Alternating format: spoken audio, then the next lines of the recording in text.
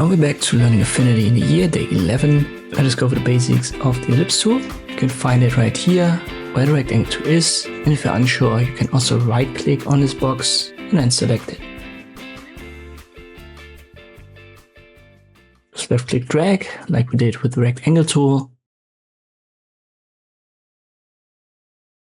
You still have your corner points here to transform it, width and height, diagonally, and also rotate it. And if you're wondering what this little circle on top is for, this is also for rotating.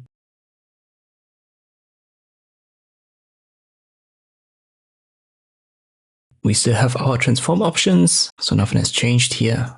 Once again, if you can't find that, go to Window, then General, and right at the bottom it says Transform, left click on it.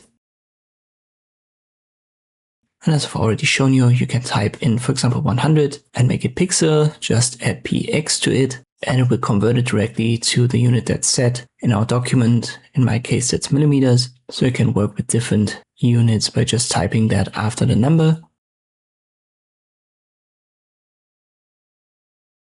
X and Y is still for the position. And then R is the radius for rotation. There's also an S option, which is the shear option. I'm going to talk about that in a later video. Fill and stroke are still editable. Let me make that a bit bigger.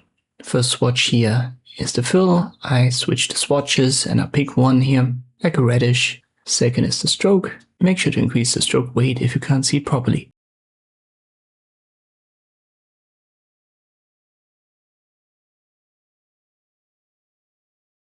One more option to create this is to have the tool active, then hold Control and left click on the canvas. You get the ellipse menu, and here you can set width and height specifically.